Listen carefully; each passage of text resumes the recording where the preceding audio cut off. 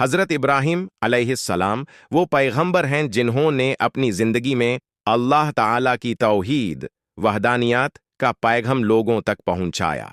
اس دور میں بابل کا بادشاہ نمرود تھا، جو خود کو خدا مانتا تھا اور لوگوں سے اپنی عبادت کرواتا تھا۔ جب حضرت ابراہیم علیہ السلام نے لوگوں کو نمرود کی بت پرستی اور خدائی کے دعوے کو چھوڑ کر صرف اللہ واحد کی عبادت کرنے کی دعوت دی تو نمرود اور اس کے درباری بہت غصے ہوئے۔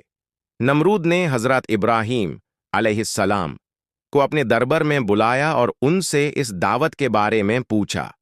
حضرت ابراہیم علیہ السلام نے بے خوفی سے نمرود کے باطل عقیدے کا رد کیا اور اللہ تعالیٰ کی عظمت اور وحدانیت کو بیان کیا۔ نمرود اپنی طاقت اور حکومت کے نشے میں چر تھا۔ اسے حضرت ابراہیم علیہ السلام کی باتیں ناگوار گزری اور اس نے انہیں دھمکی دی کہ اگر وہ اپنی دعوت سے باز نہیں آئے تو وہ انہیں سخت سزا دے گا۔ لیکن حضرت ابراہیم علیہ السلام اپنے ایمان پر مضبوطی سے قائم رہے اور نمرود کی دھمکیوں کی پرواہ نہیں کی۔ آخرکار نمرود نے حضرت ابراہیم علیہ السلام کو آگ میں جلانے کا فیصلہ کیا۔ ایک بہت بڑا اور بھیانک آتش کدہ بھٹی تیار کیا گیا اور لوگوں کو تماشا دیکھنے کے لیے بلایا گیا۔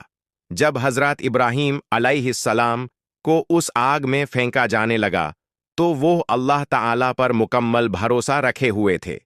انہوں نے اللہ سے مدد طلب کی۔ اللہ تعالیٰ نے اپنی قدرت کا اظہار فرمایا۔ جب حضرت ابراہیم علیہ السلام آگ میں گرے تو اللہ کے حکم سے وہ تیز و تبان آگ ان پر ٹھنڈی اور امن والی بن گئی۔ آگ نے انہیں ذرا بھی نقصان نہیں پہنچایا۔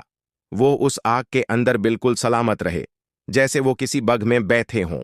اس عظیم اور حیرت انگیز معجزے کو دیکھ کر لوگوں میں ایک ہلچل مچ گئی۔ نمرود اور اس کے درباری دنگ رہ گئے۔ انہیں اپنی آنکھوں پر یقین نہیں آ رہا تھا۔ آگ کا گلزار بن جانا کسی انسانی قدرت کا کام نہیں تھا۔ اس وقت نمرود کی بیٹی بھی وہاں موجود تھی۔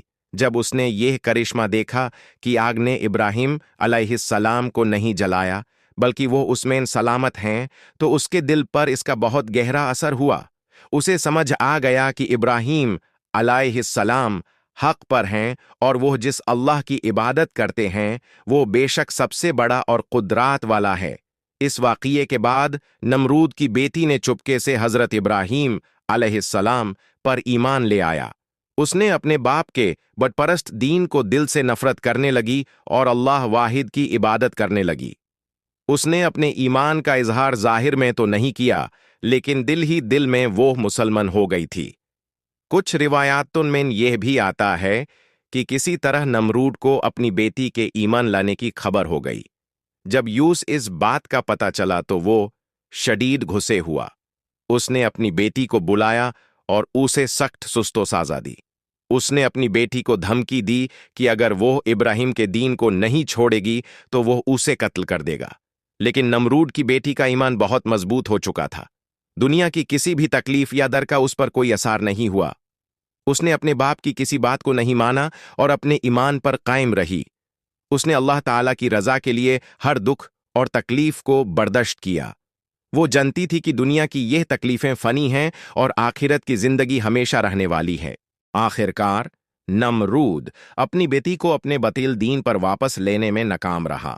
بیٹی اپنے ایمان پر ثابت قدم رہی اور اللہ تعالیٰ نے اس صبر اور استقامت کا بہترین اجر عطا فرمایا۔ یہ واقعہ ہمیں یہ سبق دیتا ہے کہ جب انسان کو حق کی سمجھ آ جائے تو ہر حال میں اس پر ڈٹ جانا چاہیے۔ دنیا کی کسی بھی طاقت یا تکلیف سے ڈرنا نہیں چاہیے۔ ایمان کی طاقت سب سے بڑی طاقت ہے اور جو لوگ اللہ پر ایمان لاتے ہیں اور اس پر قائم رہتے ہیں اللہ تعالیٰ ان کی مدد فرماتا ہے اور انہیں کامیابی عطا کرتا ہے۔